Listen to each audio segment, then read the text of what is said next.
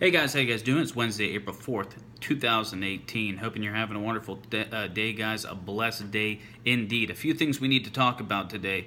All right, the trade war between the United States of America and China is heating up, tit for tat. Russian and Chinese defense officials have met. Big sign, big old slap in the face to the West, showing that lines are being drawn in the sand as we speak. Okay, and the road between the West and Russia is only heating up more. We're hearing now reports just a couple minutes ago that the United States of America is going to throw more sanctions towards Russia.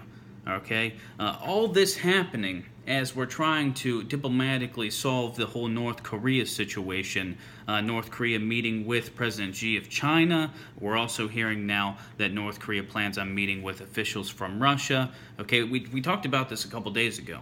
North Korea is using these talks to buy time, to help develop their nuclear and ICBM programs even further. Okay, and even more evidence that that actually is occurring is the Yongbyon nuclear research facility now seems like it has major activity occurring. Okay, this is something that stopped in February and March. We thought optimistically that talks between the South Koreans and the North Koreans may actually lead us somewhere, but most of us who really think logically looked at the evidence were like, hey, they're probably just buying time like they always do. And this is evidence. This major activity at this nuclear facility, huge evidence that that's what they're doing. Okay, and the road between the West and China and the West and Russia, it really isn't helping. Okay, because how can we expect China and Russia to help with this whole North Korea situation when we have some of the worst relations that we've had in decades with these countries? Okay, so these meetings between North Korea and China, North Korea and Russia, they're not going to help with denuclearization on the Korean Peninsula. And honestly, I feel like I don't even see a summit between the United States of America and North Korea even happening. And if it does happen, I would bet a very large sum of money that it's not going to lead to denuclearization, as I've stated before. So big news today is this major activity happening at this nuclear facility in North Korea. Big news is that Russian and Chinese defense officials have met. Big news also is President Trump coming out a couple days ago stating, why are we in Syria? Why do we have U.S. troops in Syria? And I had a lot of people going, oh, wow, okay, maybe we might see a withdrawal of troops, withdrawal of U.S. involvement in Syria, because that's the end goal, that's what we want, right?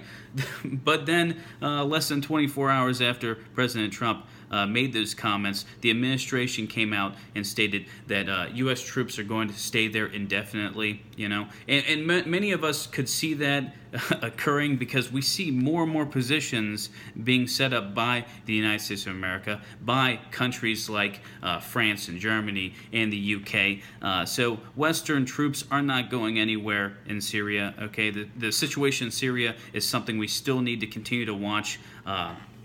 Like I stated, guys, lines are being drawn in the sand. Okay, you've got Russia, China, Syria, Iran, North Korea, and more likely Turkey on one side, and the West and a few other countries like Japan and South Korea, Israel, Saudi Arabia on the other side. But now that we're talking about Israel and Saudi Arabia, their relations are very good. Compared to what they've been in the past, they're very good right now. Okay, and why is that? Why is that? Because there's a war coming against Iran.